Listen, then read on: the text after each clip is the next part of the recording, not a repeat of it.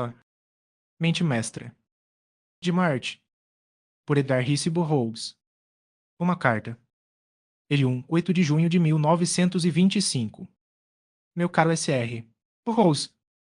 Foi no outono de 1917, em um campo de treinamento de oficiais, que conheci John Carter, senhor da Guerra de Barsoom, através das páginas de seu romance A Princess of Mars. A história causou uma profunda impressão em mim e, embora meu melhor julgamento me assegurasse que era apenas uma peça de ficção altamente imaginativa, uma sugestão da veracidade dela permeou minha consciência interior a tal ponto que me peguei sonhando com Marte e John Carter, com Dejatoris, com Tars Tarkas e com Ola como se fossem entidades de minha própria experiência e não invenções de sua imaginação. É verdade que naqueles dias de preparação extenuante havia pouco tempo para sonhar, mas houve breves momentos antes que o sono me reivindicasse à noite e esses eram meus sonhos. Que sonhos? Sempre de Marte, e durante minhas horas de vigília à noite, meus olhos sempre procuravam um planeta vermelho quando ele estava acima do horizonte e se agarravam lá em busca de uma solução para o enigma aparentemente insondável que ele apresentou ao homem terreno por séculos. Talvez a coisa tenha se tornado uma obsessão. Eu sei que ele se agarrou a mim durante todos os meus dias de campo de treinamento, e à noite, no convés do transporte, eu me deitava de costas olhando para o olho vermelho do deus da batalha, meu Deus, e desejando que, como de um Carter, eu pudesse ser atraído através do grande vazio para o porto do meu desejo.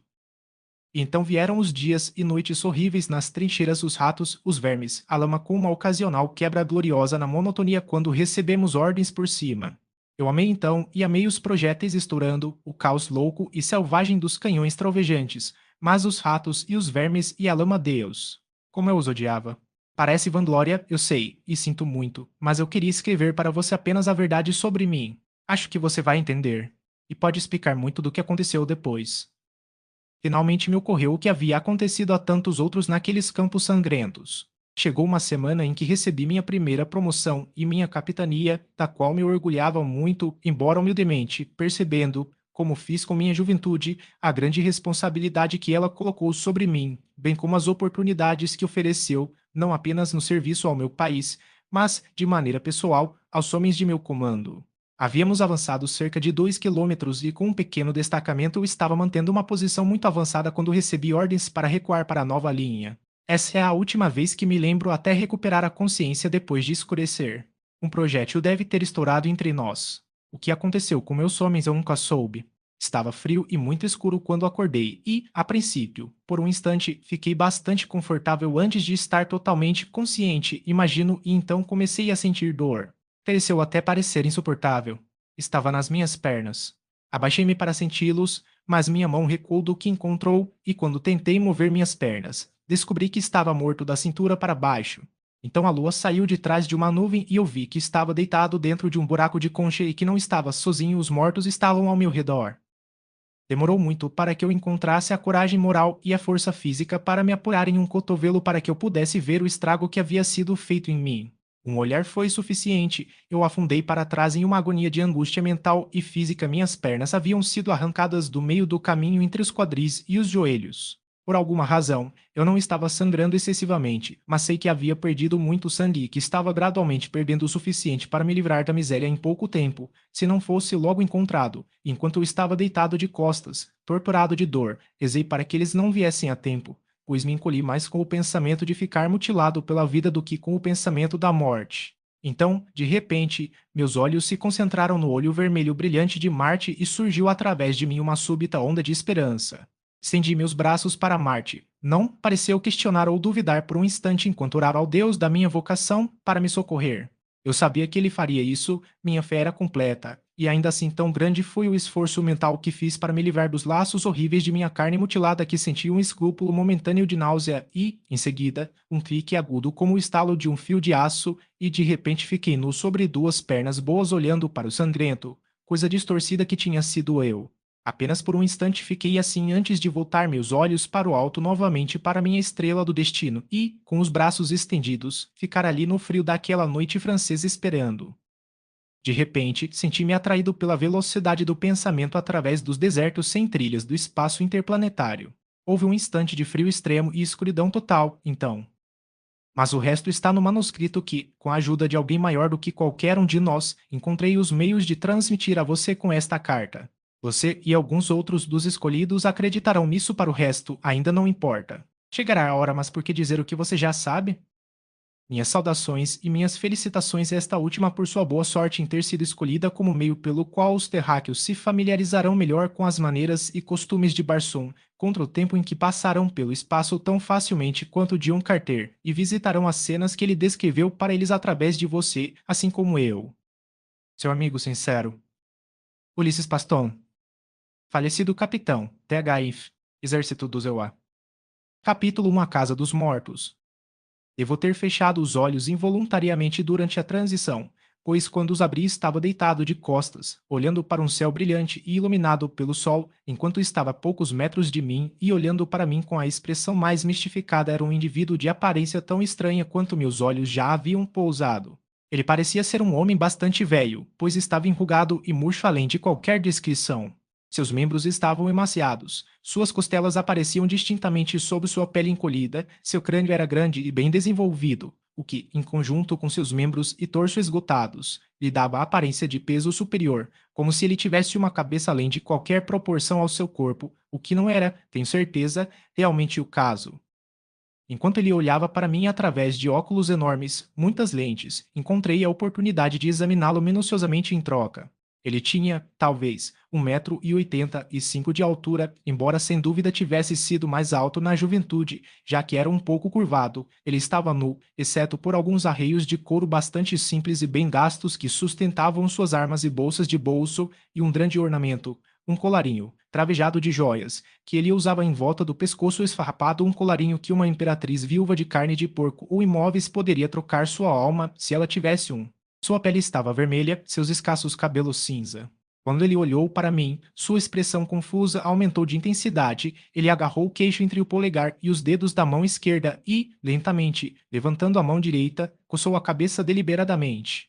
Então ele falou comigo, mas em uma língua que eu não entendia. Em suas primeiras palavras, sentei-me e balancei a cabeça. Então olhei ao meu redor. Eu estava sentado em um gramado carmesim dentro de um recinto murado alto, pelo menos 2, e possivelmente 3, lados dos quais eram formados pelas paredes externas de uma estrutura que, em alguns aspectos, se assemelhava mais a um castelo feudal da Europa do que a qualquer forma familiar de arquitetura que me venha à mente. A fachada apresentada à minha vista era ornamentada e de desenho muito irregular, a linha do telhado sendo tão quebrada que quase sugeria uma ruína, e ainda assim o todo parecia harmonioso e não sem beleza. Dentro do recinto cresciam várias árvores e arbustos, todos estranhamente estranhos e todos, ou quase todos, floridos profusamente. Sobre eles enrolavam-se passeios de seixos coloridos entre os quais cintilavam o que pareciam ser pedras preciosas raras e belas. Tão adoráveis eram os raios estranhos e sobrenaturais que saltavam e brincavam ao sol. O velho falou novamente, peremptoriamente desta vez, como se repetisse um comando que havia sido ignorado, mas novamente balancei a cabeça. Então ele colocou a mão em uma de suas duas espadas, mas quando ele puxou a arma, eu pulei de pé, com resultados tão notáveis que não posso nem agora dizer qual de nós ficou mais surpreso. Devo ter navegado 3 metros no ar e voltado cerca de 6 metros de onde estava sentado, então tive certeza de que estava em Marte, não que eu tivesse duvidado por um instante, pelos efeitos da gravidade menor, a cor do pasto e a tonalidade da pele dos marcianos vermelhos que eu tinha visto descritos nos manuscritos de John Carter, aquelas contribuições maravilhosas e ainda não apreciadas para a literatura científica de um mundo. Não podia haver dúvida disso, eu estava no solo do planeta vermelho, eu tinha vindo para o mundo dos meus sonhos para Barsoom.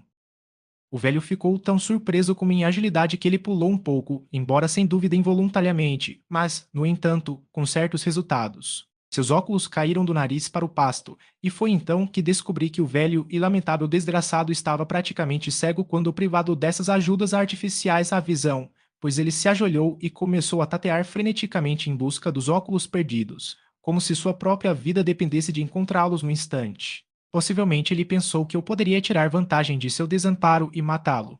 Embora os óculos fossem enormes e estivessem a poucos metros dele, ele não conseguia encontrá-los. Suas mãos, aparentemente afligidas por aquela estranha perversidade que às vezes confunde nossos atos mais simples, passando por todo o objeto perdido de sua busca, mas nunca entrando em contato com ele. Enquanto eu observava seus esforços inúteis e considerava a conveniência de restaurar a ele os meios que lhe permitiriam encontrar mais facilmente meu coração com a ponta da espada, percebi que outro havia entrado no recinto. Olhando para o prédio, vi um grande homem vermelho correndo rapidamente em direção ao velhinho dos óculos. O recém-chegado estava completamente nu, carregava um porrete em uma das mãos e havia em seu rosto uma expressão que inquestionavelmente era um mau presságio para a casca em defesa da humanidade rastejando, como uma toupeira, por seus óculos perdidos. Meu primeiro impulso foi permanecer neutro em um assunto que parecia não me interessar e do qual eu não tinha o menor conhecimento sobre o qual basear uma predileção por qualquer uma das partes envolvidas, mas um segundo olhar para o rosto do portador do taco levantou a questão de saber se isso não me preocuparia, afinal. Havia algo na expressão no rosto do homem que indicava uma selvageria inerente de disposição, um elenco maníaco de espírito que poderia voltar suas atenções evidentemente assassinas para mim depois que ele despachasse sua vítima idosa, enquanto, pelo menos na aparência externa, esta era um indivíduo são e relativamente inofensivo. É verdade que seu movimento de desembainhar a espada contra mim não era indicativo de uma disposição amigável para comigo, mas pelo menos, se houvesse alguma escolha, ele parecia o menor de dois males. Ele ainda estava tateando por seus óculos e o homem nu estava quase sobre ele quando tomei a decisão de lançar minha sorte ao lado do velho. Eu estava a 6 metros de distância, nu e desarmado, mas para cobrir a distância com meus músculos terrestres foi necessário apenas um instante e uma espada nua estava ao lado do velho, onde ele a havia descartado para melhor procurar seus óculos. Foi assim que enfrentei o agressor no instante em que ele se aproximou de sua vítima e o golpe que havia sido destinado a outro foi direcionado a mim. Eu evitei, então aprendi que a maior agilidade de meus músculos terrestres tinha suas desvantagens e vantagens, pois, de fato, eu tinha que aprender a andar no exato instante em que tinha que aprender a lutar com uma nova arma contra um maníaco armado com um, ou pelo menos. Então presumi que ele fosse e acho que não é estranho que eu tenha feito isso, com sua assustadora demonstração de raiva e a terrível expressão em seu rosto. Enquanto tropeçava em me esforçar para me acostumar com as novas condições, descobri que, em vez de oferecer qualquer oposição séria ao meu antagonista, era difícil escapar da morte em suas mãos. Tantas vezes tropeçava e caía esparramado no gramado escarlate, de modo que o duelo desde o início se tornou apenas uma série de esforços, de sua parte para me alcançar e esmagar com seu grande porrete, e da minha parte para evitá-lo e evitá-lo. Foi mortificante, mas é a verdade. No entanto, isso não durou indefinidamente, pois logo aprendi, e rapidamente também sob as exigências da situação, a comandar meus músculos, e então me mantive firme e quando ele mirou um golpe em mim, e eu me esquivei, toquei-o com minha ponta e trouxe sangue junto com um rugido selvagem de dor. Ele foi com mais cautela e, aproveitando a mudança, pressionei-o para que ele recuasse. O efeito sobre mim foi mágico, dando-me nova confiança, de modo que me lancei sobre ele com seriedade, empurrando e cortando até que o fizesse sangrar em meia dúzia de lugares, mas tomando muito cuidado para evitar seus poderosos balanços, qualquer um dos quais teria derrubado um boi. Em minhas tentativas de evitá-lo no início do duelo, cruzamos o recinto e agora estávamos lutando a uma distância considerável do ponto de nosso primeiro encontro. Aconteceu agora que eu estava de frente para aquele ponto no momento em que o velho recuperou os óculos, que rapidamente ajustou aos olhos. Imediatamente ele olhou em volta até nos descobrir, ao que começou a gritar animadamente conosco ao mesmo tempo correndo em nossa direção e desembainhando sua espada curta enquanto corria. O homem vermelho estava me pressionando com força, mas eu havia ganhado o controle quase total de mim mesmo e, temendo que logo teria dois antagonistas em vez de um, ataquei-o com intensidade redobrada. Ele sentiu minha falta por uma fração de polegada, o vento na esteira de seu abanando meu couro cabeludo, mas ele deixou uma abertura na qual eu pisei, passando minha espada bem em seu coração. Pelo menos pensei que havia perfurado seu coração, mas esqueci o que uma vez li em um dos manuscritos de John Carter, no sentido de que todos os órgãos internos marcianos não estão dispostos de forma idêntica aos dos terráqueos. No entanto, os resultados imediatos foram tão satisfatórios como se eu tivesse encontrado seu coração, pois o ferimento era suficientemente grave para colocá-lo fora de combate, e naquele instante o velho cavalheiro chegou. Ele me encontrou pronto, mas eu havia me enganado em suas intenções. Ele não fez gestos hostis com sua arma, mas parecia estar tentando me convencer de que não tinha intenção de me machucar. Ele estava muito excitado e aparentemente tremendamente irritado por eu não conseguir entendê-lo, e perplexo também. Ele pulou gritando frases estranhas para mim que traziam os tons de comandos peremptórios, invectivas raivosas e raiva impotente. Mas o fato de ele ter devolvido a espada à bainha tinha um significado maior do que todas as suas tagarelices, e quando ele parou de gritar comigo e começou a falar em uma espécie de pantomima, percebi que ele estava fazendo propostas de paz, se não de amizade, então abaixei meu ponto e me curvei. Era tudo o que eu conseguia pensar para assegurar-lhe que não tinha intenção imediata de cuspi-lo. Ele parecia satisfeito e imediatamente voltou sua atenção para o homem caído. Ele examinou seu pulso e ouviu seu coração, então, acenando com a cabeça, levantou-se e, tomando um assobio de uma de suas bolsas de bolso, soou uma única explosão alta. Emergiu imediatamente de um dos prédios circundantes uma vintena de homens vermelhos nus que vieram correndo em nossa direção. Nenhum estava armado. A estes, ele emitiu algumas ordens curtas, após o que eles reuniram o caído em seus braços e o levaram. Então o velho começou a ir em direção ao prédio, fazendo sinal para que eu o acompanhasse. Parecia não haver mais nada a fazer a não ser obedecer. Onde quer que eu estivesse em Marte, as chances eram de 1 milhão para onde que eu estaria entre os inimigos. E então eu estava tão bem aqui quanto em qualquer outro lugar e devo depender de minha própria desenvoltura, habilidade e agilidade para abrir caminho no planeta vermelho.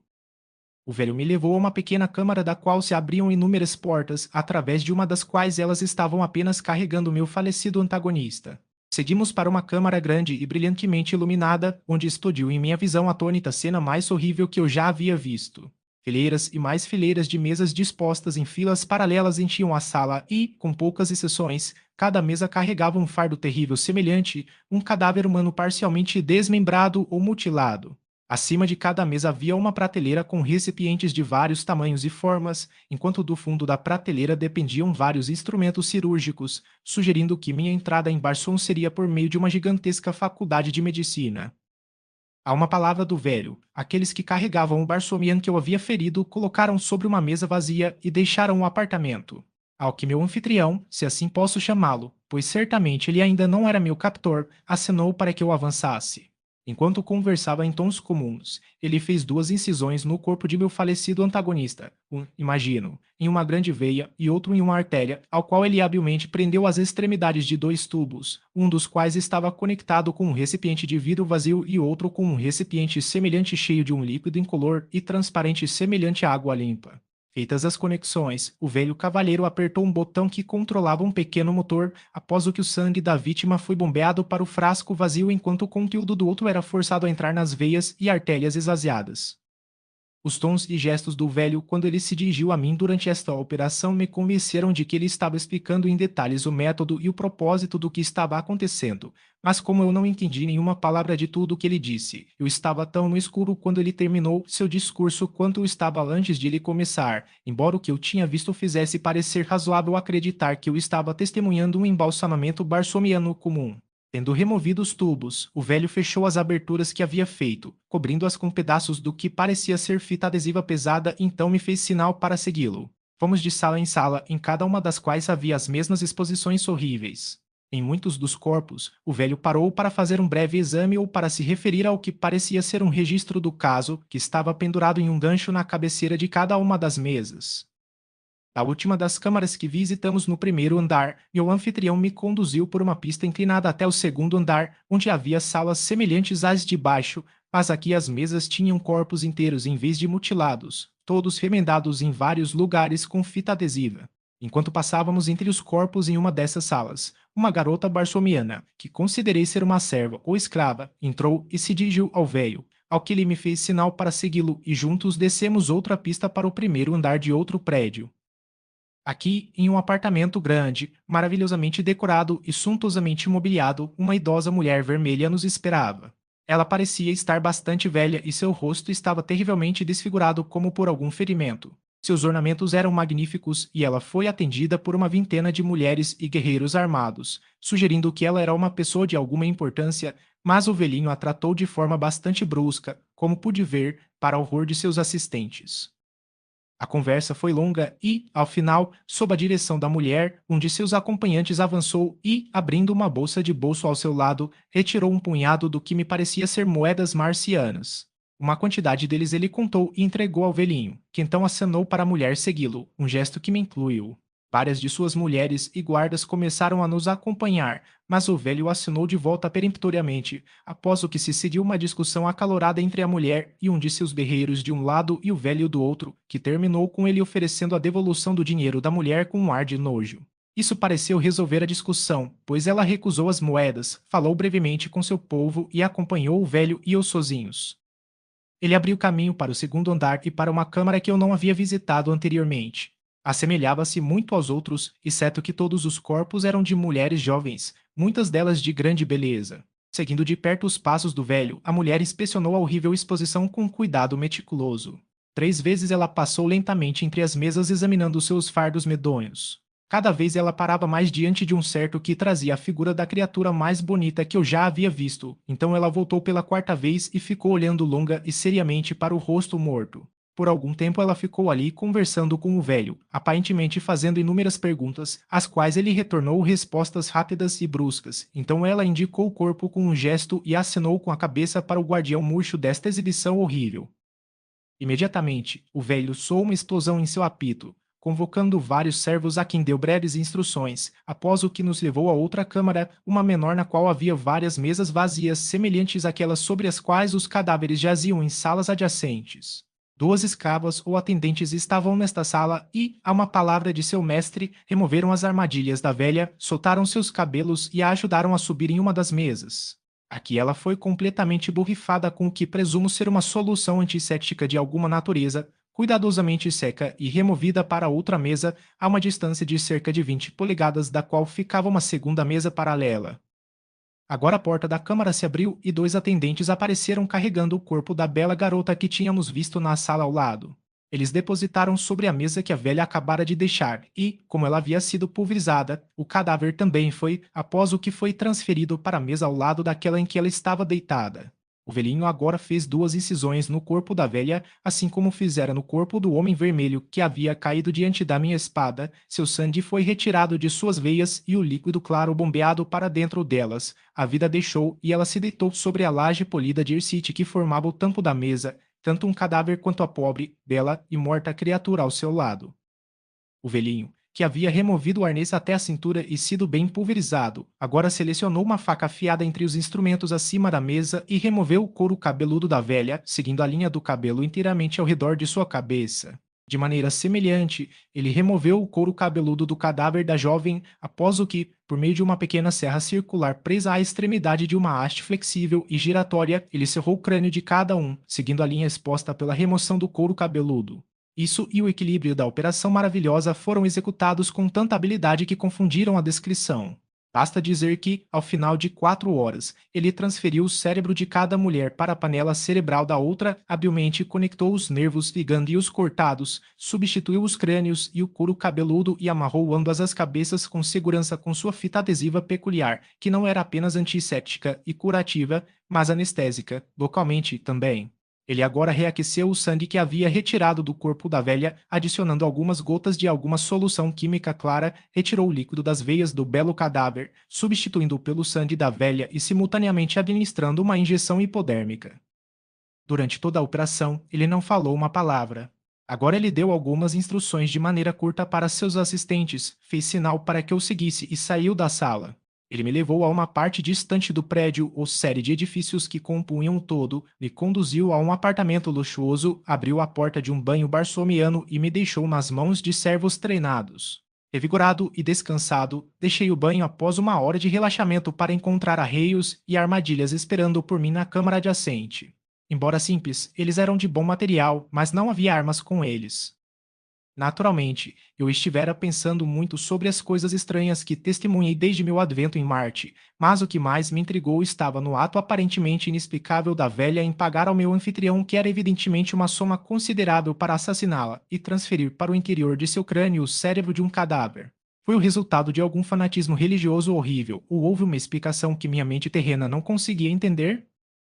Eu não havia chegado a nenhuma decisão sobre o assunto quando fui convocado para seguir um escravo até outro apartamento próximo, onde encontrei meu anfitrião me esperando diante de uma mesa carregada de comidas deliciosas, as quais, é desnecessário dizer, fiz ampla justiça depois de meu longo jejum e longas semanas de comida áspera do exército. Durante a refeição, meu anfitrião tentou conversar comigo, mas, naturalmente, o esforço foi infrutífero. Ele ficava bastante excitado às vezes e em 3 ocasiões distintas colocou a mão sobre uma de suas espadas quando eu não conseguia compreender o que ele estava me dizendo, uma ação que resultou em uma crescente convicção de minha parte de que ele estava parcialmente demente, mas ele evidenciou autocontrole suficiente em cada instância para evitar uma catástrofe para um de nós. Terminada a refeição, ele ficou sentado por um longo tempo em profunda meditação, então uma resolução repentina pareceu possuí-lo. Ele se virou de repente para mim com uma leve sugestão de um sorriso e mergulhou de cabeça no que viria a ser um curso intensivo de instrução na língua barsomiana.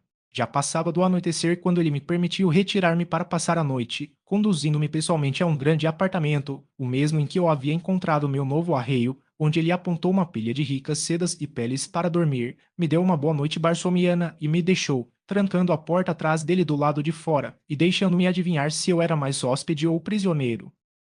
Capítulo e preferência. 3 semanas se passaram rapidamente. Eu havia dominado o suficiente da língua barsomiana para me permitir conversar com meu anfitrião de maneira razoavelmente satisfatória e também estava progredindo lentamente no domínio da língua escrita de sua nação, que é diferente, é claro, da língua escrita de todas as outras nações barsomianas, embora a língua falada de todas seja idêntica. Nessas 3 semanas, aprendi muito sobre o estranho lugar em que era meio hóspede e meio prisioneiro e sobre meu notável carcereiro, Astabas, o velho cirurgião de Tulmol, a quem eu acompanhara quase constantemente dia após dia, até que gradualmente se desdobrou diante de minhas faculdades atônitas uma compreensão dos propósitos da instituição sobre a qual ele governava, e na qual trabalhava praticamente sozinho, pois os escravos e atendentes que o serviam eram apenas cortadores de lenha e carregadores de água. Foi apenas seu cérebro e sua habilidade que dirigiram as atividades às vezes benéficas, às vezes malévolas, mas sempre maravilhosas do trabalho de sua vida. O próprio Rastavas foi tão notável quanto as coisas que realizou. Ele nunca foi intencionalmente cruel. Ele não era, tenho certeza, intencionalmente perverso. Ele era culpado das crueldades mais diabólicas e do mais vil dos crimes. No entanto, no momento seguinte, ele poderia realizar um ato que, se duplicado na Terra, o teria levado ao mais alto pináculo da estima do homem. Embora eu saiba que estou seguro em dizer que ele nunca foi levado a um ato cruel ou criminoso por motivos básicos, nem jamais foi incitado a um ato humanitário por motivos elevados. Ele tinha uma mente puramente científica inteiramente desprovida das influências enjoativas do sentimento, das quais ele não possuía nenhuma. Sua mente era prática, como evidenciado pelos enormes honorários que exigia por seus serviços profissionais. No entanto, sei que ele não operaria apenas por dinheiro e o vi dedicar dias ao estudo de um problema científico cuja solução não poderia acrescentar nada à sua riqueza, enquanto os aposentos que ele fornecia a seus clientes que esperavam estavam transbordando de patronos ricos esperando para despejar dinheiro em seus cofres. Seu tratamento para comigo foi baseado inteiramente em requisitos científicos. Eu ofereci um problema. Eu não era, evidentemente, um barsomiano, ou era de uma espécie da qual ele não tinha conhecimento. Portanto, é mais adequado aos propósitos da ciência que eu seja preservado e estudado. Eu sabia muito sobre meu próprio planeta. Agradou à mente científica de Rastabas ordenhar-me tudo o que eu sabia, na esperança de que ele pudesse derivar alguma sugestão que resolvesse um dos enigmas científicos barsomianos que ainda confundem seus sábios, mas ele foi obrigado a admitir que, a esse respeito, eu era uma perda total, não apenas porque era densamente ignorante em praticamente todos os assuntos científicos, mas porque as ciências eruditas na Terra não avançaram nem mesmo para o estágio de panos em comparação com o notável progresso das atividades correspondentes em Marte. No entanto, ele me manteve com ele, treinando-me em muitas das tarefas menores de seu vasto laboratório. Foi-me confiada a fórmula do fluido de embalsamamento e ensinaram-me como retirar o sangue de um sujeito e substituí-lo por este maravilhoso conservante que detém a cárie sem alterar nos mínimos detalhes a estrutura nervosa ou tecidual do corpo. Aprendi também o segredo das poucas gotas de solução que, somadas ao sangue reaquecido antes de retornar às veias do sujeito, revitalizam este último e restauram a atividade normal e saudável todo e qualquer órgão do corpo. Ele me disse uma vez porque me permitiu aprender essas coisas que ele manteve em segredo de todos os outros, e porque ele me manteve com ele o tempo todo, de preferência a qualquer um dos numerosos indivíduos de sua própria raça que serviam a ele e a mim em capacidades menores, dia e noite. Badevaro, disse ele, usando o nome barsomiano que me dera porque insistia que meu próprio nome não tinha sentido e era impraticável. Por muitos anos precisei de um assistente, mas até agora nunca senti que havia descoberto alguém que pudesse trabalhar aqui para mim de todo o coração e desinteressadamente, sem nunca ter motivos para ir a outro lugar ou divulgar meus segredos a outros. Você, em todo o Barsum, é único, você não tem outro amigo ou conhecido além de mim. Se você me deixasse, você se encontraria em um mundo de inimigos, pois todos suspeitam de um estranho. Você não sobreviveria a uma dúzia de amanheceres e sentiria frio, fome e miséria um pária miserável em um mundo hostil. Aqui você tem todo o luxo que a mente do homem pode inventar ou a mão do homem produzir, e você está ocupado com um trabalho de interesse tão cativante que cada hora sua deve ser frutífera de satisfação incomparável. Não há razão egoísta, portanto, para que você me deixe e há todas as razões para você permanecer. Não espero outra lealdade além daquela que pode ser motivada pelo egoísmo. Você é um assistente ideal, não apenas pelas razões que acabei de lhe dar, mas porque é inteligente e perspicaz, e agora decidi, depois de observá-lo cuidadosamente por um tempo suficiente, que você pode me servir em outra capacidade, a de guarda-costas pessoal. Você deve ter notado que só eu, de todos os ligados ao meu laboratório, estou armado. Isso é incomum em Barsum, onde pessoas de todas as classes, todas as idades e ambos os sexos habitualmente andam armadas. Mas muitas dessas pessoas eu não podia confiar armadas como me matariam, e se eu desse armas àqueles em quem eu pudesse confiar, quem sabe se os outros obteriam posse delas e me matariam, ou mesmo aqueles em quem eu confiava se voltariam contra mim, pois não há ninguém que não deseje sair deste lugar de volta para seu próprio povo, apenas você, Badvaro, pois não há outro lugar para você ir. Então eu decidi dar-lhe armas. Você salvou minha vida uma vez. Uma oportunidade semelhante pode se apresentar novamente. Eu sei que, sendo uma criatura racional e razoável, você não vai me matar, pois você não tem nada a ganhar e tudo a perder com a minha morte, o que o deixaria sem amigos e desprotegido em um mundo de estranhos onde o assassinato é a ordem da sociedade e a morte natural um dos fenômenos mais raros. Aqui estão suas armas. Ele foi até um armário que destrancou, exibindo uma variedade de armas, e selecionou para mim uma espada longa, uma espada curta, uma pistola e uma adaga. Você parece ter certeza da minha lealdade, Rastabas, eu disse. Ele encolheu os ombros. Só tenho certeza de que sei perfeitamente onde estão seus interesses. Os sentimentalistas têm palavras: amor, lealdade, amizade, inimizade, ciúme, ódio, mil outros. Um desperdício de palavras, uma palavra define todas elas: interesse próprio. Todos os homens de inteligência percebem isso. Eles analisam o indivíduo e, por suas predileções e necessidades, classificam-no como amigo ou inimigo, deixando para os de mente fraca que gostam de ser enganados a baba babosa do sentimento. Sorri enquanto afivelava minhas armas no arnês, mas me mantive calado.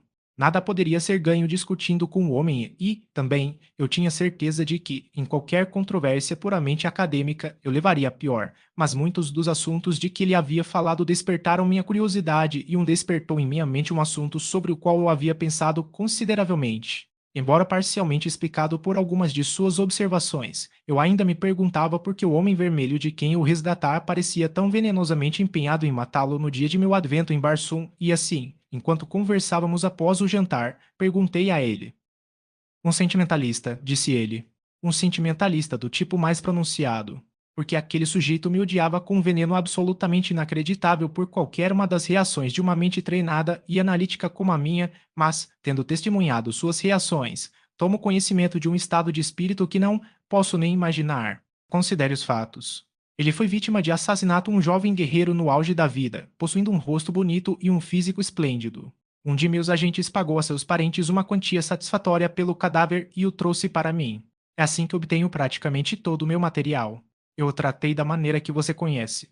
Por um ano, o corpo ficou no laboratório, não havendo ocasião durante esse tempo em que eu tivesse uso para ele, mas, eventualmente, veio um cliente rico, um homem não muito atraente de anos consideráveis. Ele se apaixonou desesperadamente por uma jovem que era atendida por muitos pretendentes bonitos. Meu cliente tinha mais dinheiro do que qualquer um deles, mais cérebro, mais experiência, mas faltava-lhe a única coisa que cada um dos outros tinha, que sempre pesa muito com as mentes subdesenvolvidas, irracionais e cheias de sentimentos das jovens mulheres boa aparência. Agora o 378J493.811 petinho que meu cliente não tinha e podia comprar. Rapidamente chegamos a um acordo quanto ao preço e transferi o cérebro do meu cliente rico para o chefe do 378J493.811P e meu cliente foi embora e, pelo que sei, ganhou a mão do belo idiota. E 378J493.811P poderia ter descansado indefinidamente em sua laje de City até que eu precisasse dele ou de uma parte dele em meu trabalho, se eu não tivesse, apenas por acaso, o selecionado para ressurgimento por causa de uma necessidade existente de outro escravo do sexo masculino. Lembre-se agora, o homem foi assassinado. Ele estava morto. Comprei e paguei pelo cadáver e tudo o que havia nele. Ele poderia ter ficado morto para sempre em uma de minhas lajes de City se eu não tivesse soprado nova vida em suas veias mortas. Ele teve o cérebro para ver a transação de maneira sábia e desapaixonada? Ele não o fez.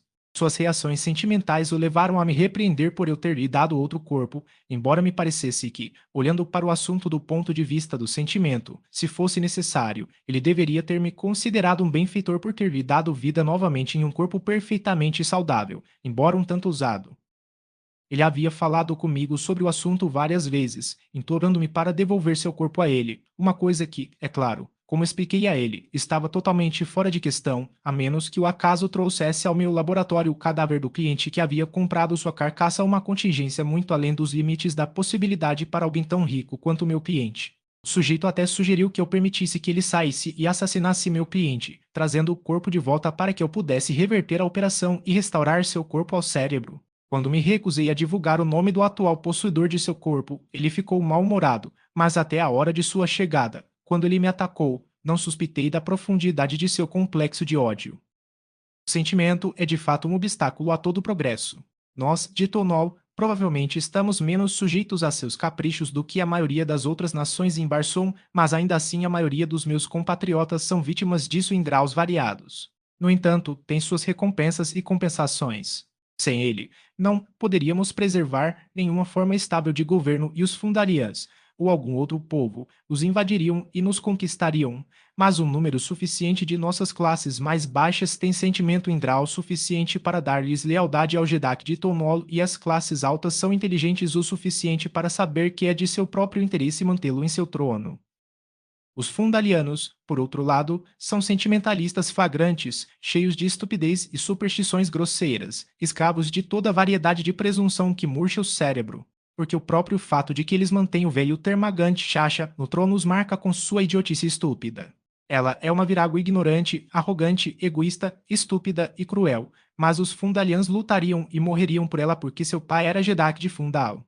Ela os tributa até que eles mal possam cambalear sob seu fardo. Ela os desgoverna, os explora, os trai e eles caem e adoram a seus pés. Por quê?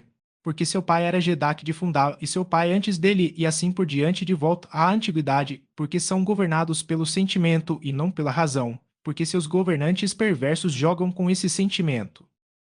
Ela não tinha nada para recomendá-la a uma pessoa sã nem mesmo beleza. Você sabe, você a viu. Eu a vi. Eu exigi. Você me ajudou no dia em que demos ao seu velho cérebro um novo caixão o dia em que você chegou do que você chama de sua terra. Ela. Aquela velha era Jedara de Fundar. Essa foi Chacha, ele me assegurou. Ora, você não concedeu a ela o tratamento que alguém da terra suporia que receberia um governante, então eu não tinha ideia de que ela era mais do que uma velha rica. Eu sou Rastavas, disse o velho, porque eu deveria inclinar a cabeça para qualquer outro. No meu mundo, nada conta além do cérebro e, a esse respeito, e sem egoísmo, posso dizer que não reconheço nenhum superior. Então você não está sem sentimento, eu disse sorrindo. Você reconhece o orgulho em seu intelecto. Não é orgulho, disse ele, pacientemente, para ele é apenas um fato que eu afirmo. Um fato que eu não teria dificuldade em provar. Com toda a probabilidade, tenho a mente mais desenvolvida e perfeitamente funcional entre todos os homens eruditos que conheço, e a razão indica que esse fato também sugere que possuo a mente mais desenvolvida e perfeitamente funcional em Barson. Pelo que sei da Terra e pelo que vi de vocês, estou convencido de que não há mente em seu planeta que possa se aproximar vagamente em poder do que desenvolvi durante 1000 anos de estudo e pesquisa ativos. As Mercúrio ou Cusum Vênus podem suportar inteligências iguais ou até maiores que a minha. Embora tenhamos feito algum estudo de suas ondas de pensamento, nossos instrumentos ainda não estão suficientemente desenvolvidos para mais do que sugerir que eles são de extremo refinamento, poder e flexibilidade.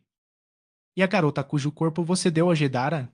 Eu perguntei, irrelevantemente, pois minha mente não conseguia apagar a memória daquele doce corpo que deve, de fato, possuir um cérebro igualmente doce e fino.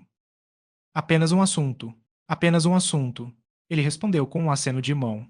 O que será dela? Eu insisti. Que diferença isso faz? Ele exigiu. Eu a comprei com um lote de prisioneiros de guerra. Nem me lembro de que país meu agente os obteve ou de onde se originaram. Tais assuntos não têm importância. Ela estava viva quando você a comprou. Eu exigi. Sim. Por quê? Você a matou, então? Matou-a. Não, eu a preservei. Isso foi há cerca de 10 anos. Porque eu deveria permitir que ela envelhecesse e enrugasse. Ela não teria mais o mesmo valor então, não é? Não, eu a preservei. Quando Chacha comprou, ela estava tão fresca e jovem quanto no dia em que chegou. Eu a mantive por muito tempo. Muitas mulheres olharam para ela e queriam seu rosto e figura, mas foi preciso um Jidara para pagá-la. Ela trouxe o preço mais alto que já recebi. Sim, eu a mantive por muito tempo, mas sabia que algum dia ela traria meu preço. Ela era realmente bonita e assim, o sentimento tem seus usos se não fosse pelo sentimento. Não haveria tolos para apoiar este trabalho que estou fazendo, permitindo-me assim realizar investigações de mérito muito maior. Você ficaria surpreso, eu sei, se eu lhe dissesse que sinto que estou quase no ponto de ser capaz de produzir seres humanos racionais através da ação sobre certas combinações químicas de um grupo de raios provavelmente inteiramente desconhecido por seus cientistas, a julgar pela escassez de seu conhecimento sobre essas coisas. Eu não ficaria surpreso, assegurei-lhe. Eu não ficaria surpreso com nada que você possa realizar. Capítulo Nivala Dia. Fiquei acordado por muito tempo naquela noite pensando em 4.296 e 2.631H, a linda garota cujo corpo perfeito havia sido roubado para fornecer um cenário deslumbrante para o cérebro cruel de um tirano. Parecia um crime tão horrível que eu não conseguia livrar minha mente dele e acho que a contemplação dele semeou a primeira semente do meu ódio e aversão por Ras-Tabas. Eu não poderia conjurar uma criatura tão totalmente desprovida de entranhas de compaixão a ponto de sequer considerar por um momento o arrebatamento assustador daquele corpo doce e adorável até mesmo para o mais sagrado dos propósitos, muito menos um que poderia ter sido induzido a fazê-lo por pele imunda. Pensei tanto na garota naquela noite que sua imagem foi a primeira a colidir com minha consciência de retorno ao amanhecer, e depois de ter comido, as tábuas não apareceu, fui diretamente para o depósito onde estava a pobre coitada. Aqui ela estava, identificada apenas por um pequeno painel, com o número 4.296 e 2.631H. O corpo de uma velha com o rosto desfigurado jazia diante de mim na rígida imobilidade da morte. No entanto, essa não era a figura que eu vi, mas sim uma visão de beleza radiante cuja alma aprisionada estava adormecida sob aqueles cabelos grisalhos. A criatura aqui com o rosto e a forma de Shasha não era Shasha de forma alguma, pois tudo o que fazia do outro que ela era havia sido transferido para este cadáver frio. Quão assustador seria o despertar se o despertar viesse. Estremeci ao pensar no horror que deve dominar a garota quando ela percebeu o crime horrível que havia sido perpetrado contra ela. Quem era ela? Que história estava trancada naquele cérebro morto e silencioso? Que amores devem ter sido dela, cuja beleza era tão grande e em cujo belo rosto havia repousado a marca indelével da graciosidade. Rastavas alguma vez a despertaria dessa feliz aparência de morte? Muito mais feliz do que qualquer aceleração jamais poderia ser para ela. Eu me encolhia ao pensar em seu despertar e, no entanto, ansiava por ouvi-la falar, saber que aquele cérebro vivia novamente, aprender seu nome, ouvir a história dessa vida gentil que havia sido tão rudemente arrancada de seu ambiente adequado e tão cruelmente tratada pela mão do destino. E suponha que ela fosse despertada. Suponha que ela fosse acordada e que eu. Uma mão foi colocada em meu ombro e eu me virei para olhar para o rosto de Rastabas. Você parece interessado neste assunto, disse ele. Eu estava me perguntando, respondi, qual seria a reação do cérebro dessa garota se ela acordasse com a descoberta de que havia se tornado uma mulher velha e desfigurada. Ele acariciou o queixo e me olhou estreitamente. Um experimento interessante, ele refletiu. Sou satisfeito em descobrir que você está tendo um interesse científico nos trabalhos que estou realizando. Devo confessar que as fases psicológicas do meu trabalho negligenciaram bastante durante os últimos 100 anos, embora anteriormente lhes desse muita atenção. Seria interessante observar e estudar vários desses casos. Este, especialmente, pode ser valioso para você como um estudo inicial, sendo simples e regular. Mais tarde, deixaremos você examinar um caso em que o cérebro de um homem foi transferido para o crânio de uma mulher e o cérebro de uma mulher para o de um homem. Há também os casos interessantes em que uma parte do cérebro doente ou lesionado foi substituída por uma parte do cérebro de outro sujeito e, apenas para fins experimentais, os cérebros humanos que foram transplantados para os crânios de animais e vice-versa oferecem enormes oportunidades de observação. Tenho em mente um caso em que transferi metade do cérebro de um macaco para o crânio de um homem, depois de ter removido metade de seu cérebro, que enxertei na parte restante do cérebro no crânio do macaco. Isso foi uma questão de vários anos e muitas vezes pensei que gostaria de recordar estes dois assuntos e registrar os resultados. Terei que dar uma olhada neles pelo que me lembro, eles estão no cofre L42X, abaixo do prédio 4J21. Teremos que dar uma olhada neles em breve já se passaram anos desde que estive abaixo. Deve haver alguns espécimes muito interessantes lá que escaparam à minha mente. Mas venha. Lembremos de 4.296 e 2.631H. Não. Eu exclamei, colocando a mão em seu braço. Seria horrível. Ele virou um olhar surpreso para mim e, em seguida, um sorriso desagradável e zombeteiro curvou seus lábios. Maudlin, tolo sentimental. Ele gritou. Quem se atreve a dizer não para mim?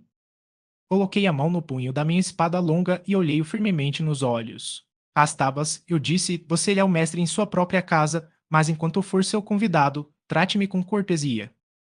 Ele retribuiu meu olhar por um momento, mas seus olhos vacilaram. Fui precipitado, disse ele. Deixe passar.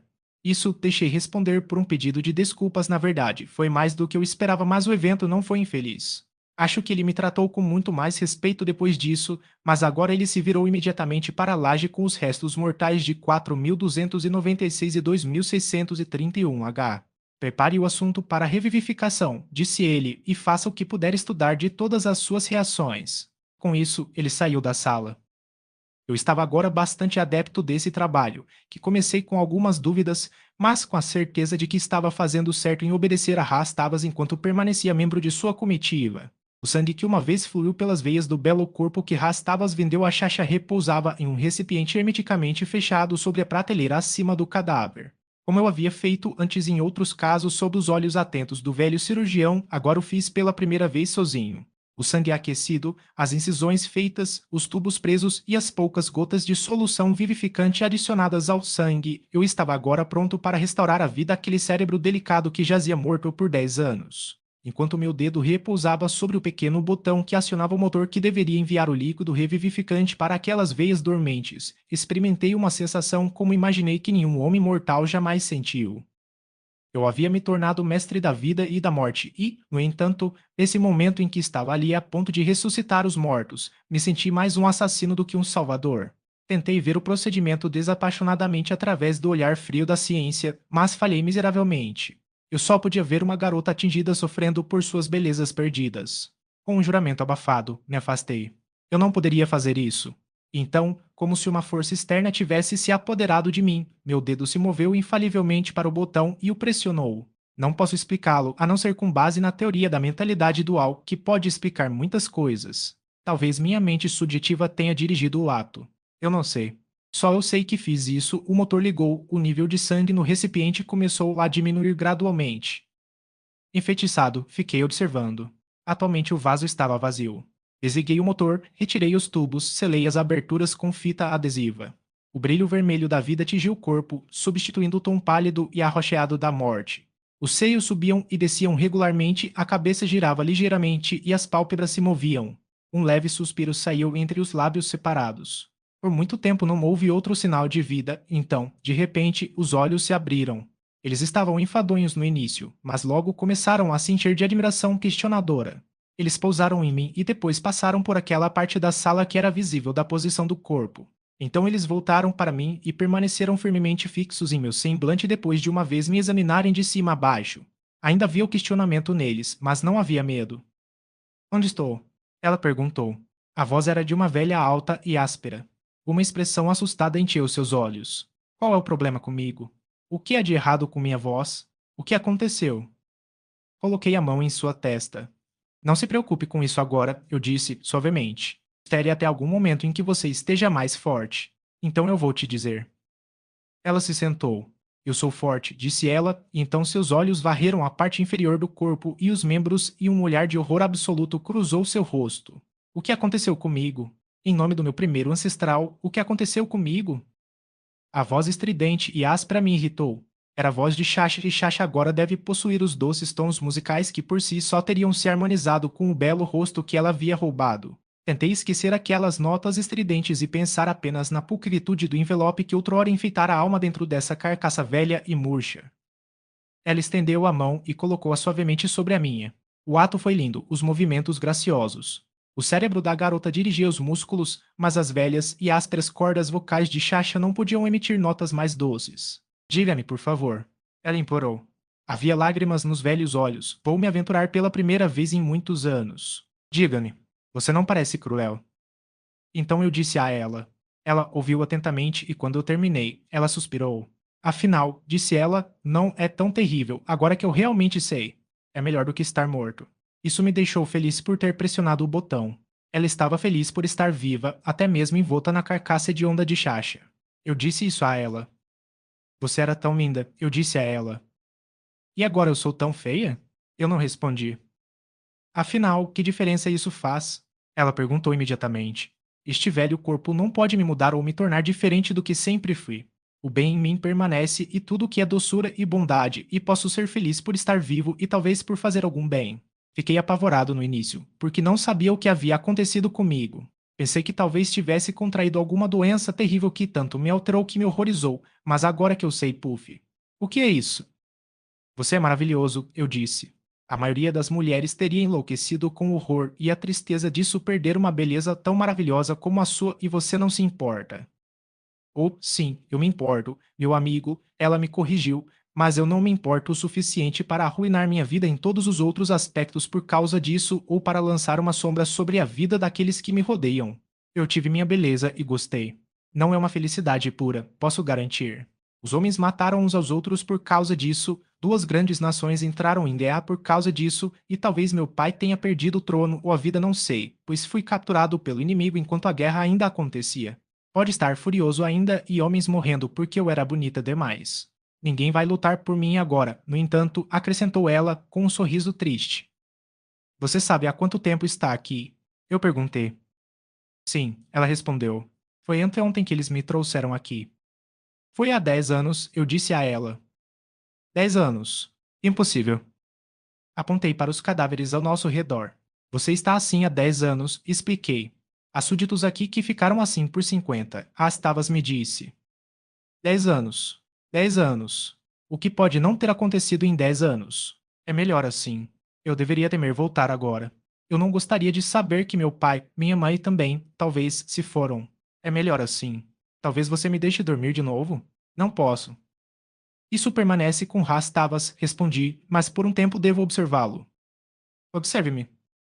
Estude você suas reações. Ah, e de que adiantará isso?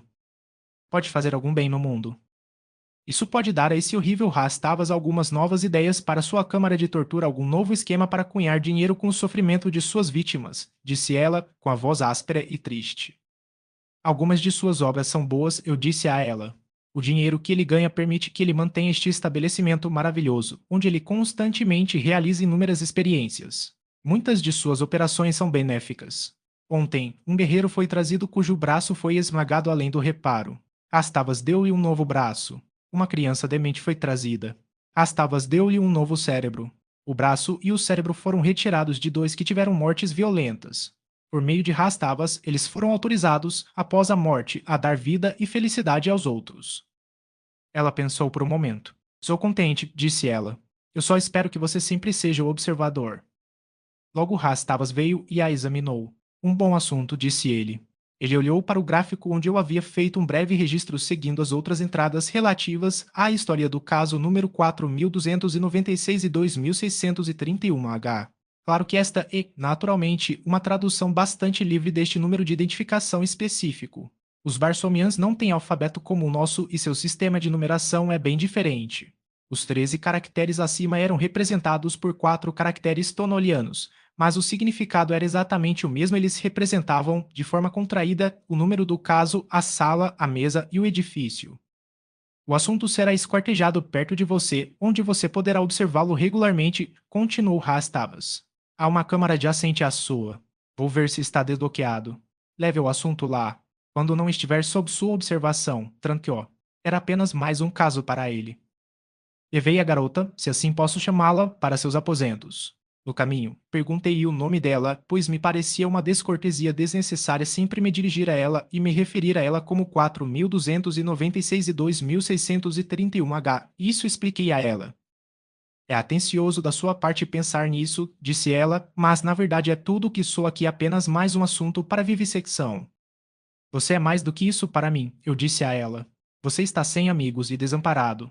Quero ser útil para você para tornar sua sorte mais fácil, se puder. Obrigado novamente, disse ela. Meu nome é Valadia e o seu? Astavas me chama de Varvaro, eu disse a ela. Mas esse não é o seu nome? Meu nome é Ulisses Paston. É um nome estranho, diferente de qualquer outro que eu já ouvi, mas você é diferente de qualquer homem que eu já vi. Você não parece barsomiano. Sua cor é diferente da de qualquer raça. Eu não sou de Barsom, mas da Terra, o planeta que você às vezes chama de Jason. É por isso que eu diferi na aparência de qualquer um que você já conheceu antes. Jason. Há outro jasomiano aqui cuja fama chegou aos cantos mais remotos de Barsom, mas eu nunca ouvi. John Carter? Eu perguntei. Sim, o senhor da guerra. Ele era de Hélio e meu povo não era amigável com os de Hélio. Eu nunca consegui entender como ele veio aqui. E agora outro de Jason, como pode ser? Como você cruzou o grande vazio? Eu balancei minha cabeça. Não consigo nem adivinhar, eu disse a ela. Jason deve ser povoada por homens maravilhosos, disse ela. Foi um belo elogio. Como Barsom é com mulheres bonitas, respondi. Ela olhou tristemente para seu corpo velho e enrugado. Eu vi o verdadeiro você, eu disse gentilmente. Eu odeio pensar no meu rosto, disse ela. Eu sei que é uma coisa assustadora. Não é você. Lembre-se disso quando vir e não se sentir muito mal. É tão ruim assim? Ela perguntou. Eu não respondi. Não importa, disse ela imediatamente. Se eu não tivesse beleza da alma, não seria bonita, não importa quão perfeitas minhas feições possam ter sido, mas se eu possuía beleza de alma, então eu a tenho agora. Então eu posso ter belos pensamentos e realizar belas ações, e isso, eu acho, é o verdadeiro teste de beleza, afinal. E a esperança, acrescentei, quase em um sussurro. Esperança.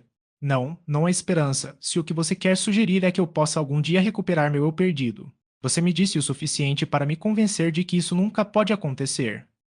Não vamos falar sobre isso, eu disse, mas podemos pensar nisso e, às vezes, pensar muito em uma coisa nos ajuda a encontrar uma maneira de obtê-la se quisermos muito.